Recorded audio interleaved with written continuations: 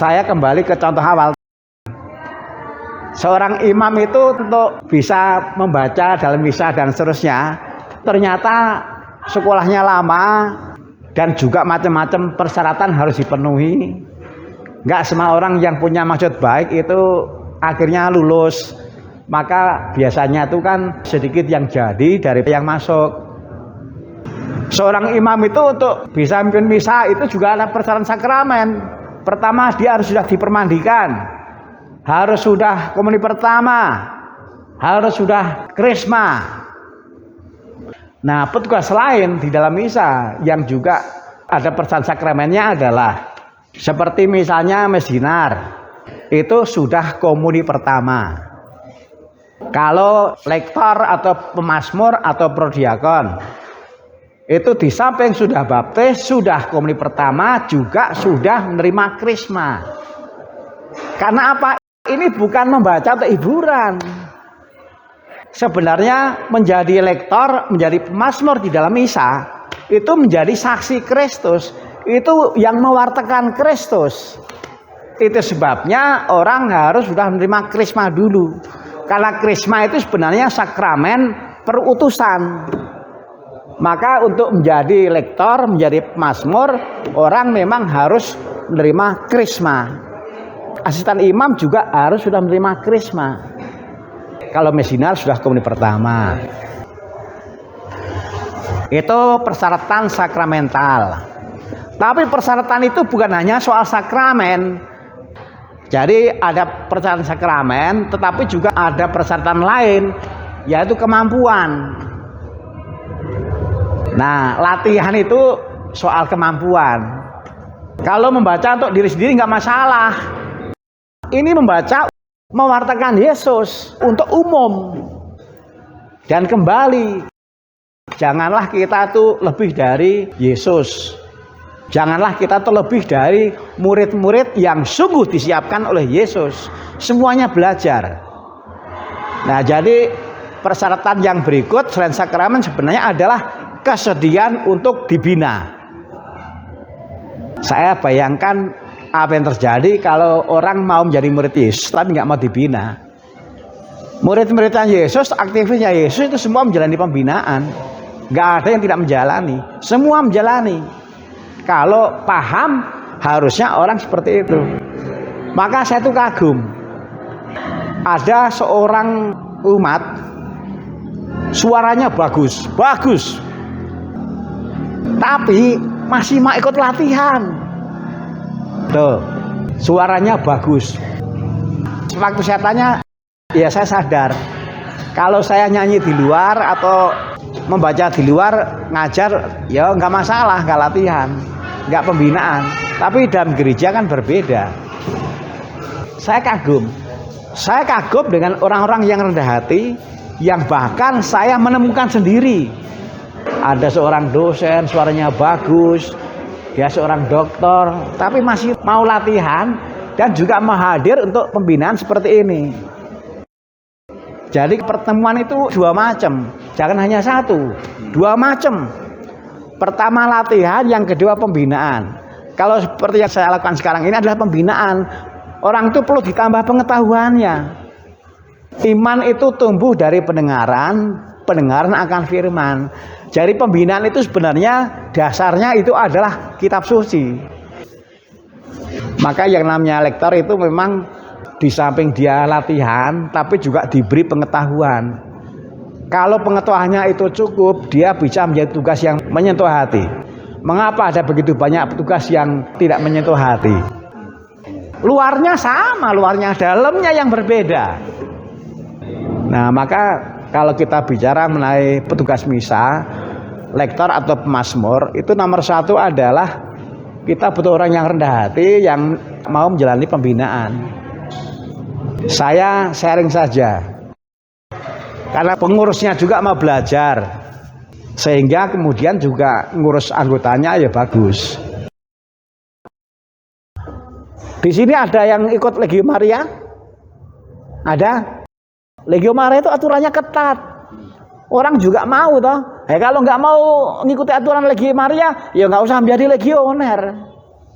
Jadi kita harus ketat dalam peraturan itu. Umumnya kan begitu umumnya. Saya browsing. Ada paroki yang ketat dan saya puji. Jadi persyaratan sakramental. Sudah dibaptis, sudah komunion pertama, sudah krisma. Lalu yang kedua, sebelum mulai pelatihan bertugas, selama 1 bulan, setiap hari membaca kitab suci. Ini orang yang paham. Membacakan kitab suci itu tidak sama dengan menyanyikan lagu dalam sebuah tontonan.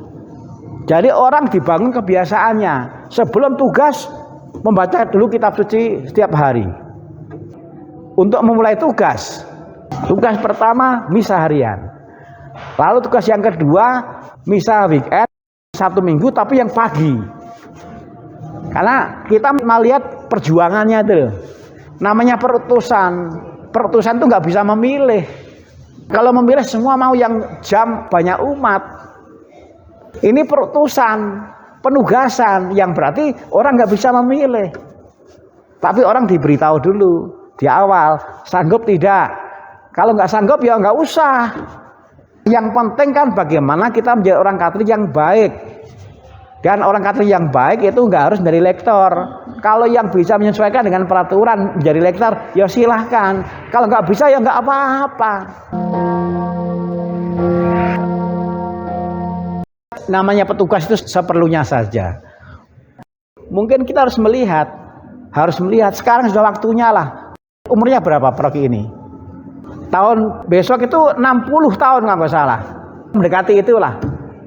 Nah, saya kira sudah waktunya lah kita melihat. Sebenarnya kita butuh berapa petugas lektor dan pemazmur itu? Lebih baik sedikit, secukupnya, seperti doa Bapa kami secukupnya, dan dibina dengan baik, daripada banyak tapi nggak dibina.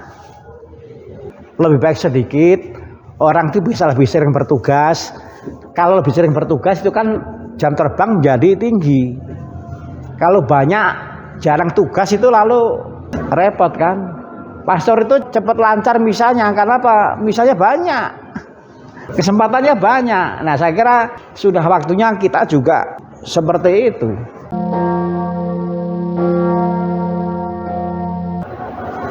Kalau babat peraturan, nomor 1 tergantung pengurus, bukan anggota. Nomor 1 pengurus. Harus jelas dan tegas untuk hal-hal yang prinsip.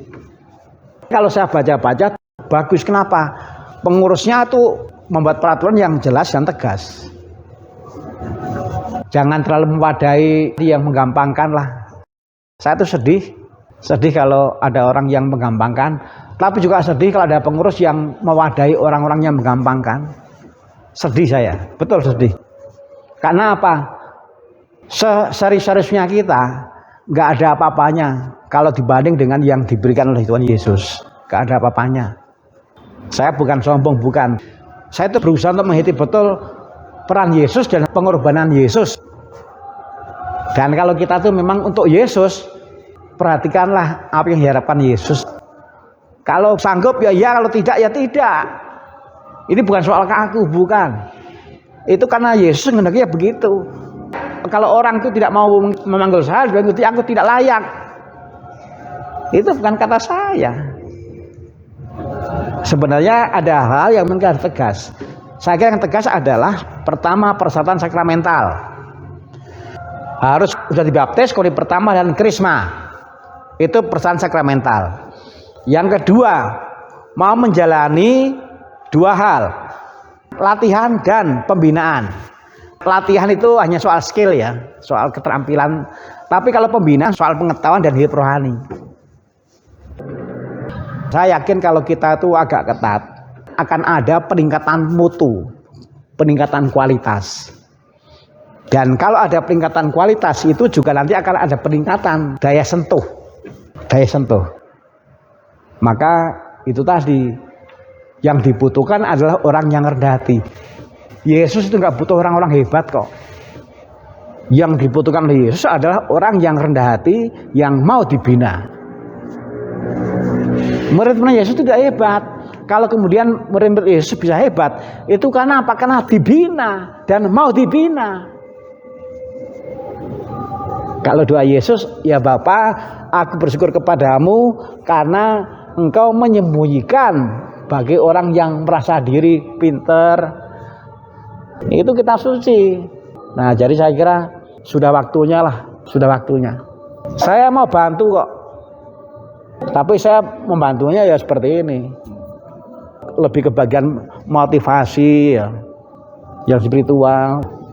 Kita ini bisanya hanya begitu kok. Tapi ya jangan kepelekan lah. Seberat-beratnya pelatihan dan pembinaan yang kita jalani, kita nggak sampai dipaku, iya kan? Saya pribadi itu malu kalau terlalu mudah mencari alasan. Kenapa? Pada akhirnya tidak cukup kuat kok. Pembinaan seperti ini harus rutin, harus rutin. Berapapun yang hadir, kalau membutuhkan saya dan saya bisa, siap. Ini saya dihubungi oleh Romboni, siap. Materinya apa? Ya nanti dulu, pokoknya siap dulu. Banyak materi. Malam ini saya menyiapkan materi ini. Pertama itu kitab suci secara umum, manfaatnya untuk apa? Untuk hidup sehari-hari. Saya sebut nomor 1 karena itu yang paling ujung. Lalu yang kedua barulah peran firman di dalam misa. Lalu bagaimana kita itu bertugas. Saya menyampaikannya adalah bahwa ini itu tidak sama dengan membaca berita di televisi atau menyanyi televisi. Itu kan hiburan, ditonton. Tapi ini tuh kan membacakan firman Tuhan dengan harapan yang mendengar disentuh, diubah hidupnya. Kalau yang membacakan ini nggak punya bobot, nggak punya mutu, repot kan? Tetapi juga supaya dengan menjadi lektor, menjadi pemazmur, mereka juga kecintaan terhadap firman itu dibina. Lalu kemudian juga mereka dimampukanlah hidupnya juga diubah. Kalau orang nggak mau berubah, disentuh oleh firman, jangan. Bukan apa-apa, tapi firman itu untuk itu. Saya bukan kaku. Tapi kenapa? Firman-Mu pelita bagi kakiku dan terang bagi jalanku. Firman-Mu bermanfaat untuk mengajar, untuk meneguhkan, dan juga untuk membetulkan. Itu ada di kitab suci itu. Sebenarnya dalam misa itu ya, dalam misa itu ada sabda, ada tubuh Kristus. Dan itu begitu penting. Jangan sampai hal yang begitu penting itu disepelekan, digampangkan. Kalau orang nggak paham kan susah. Ya itulah. Jadi gereja itu sudah punya pedoman. Jangan kita berpikir gereja nggak punya. Enak baik. Kata orang Cirebonan. Ya kita sama-sama belajar lah.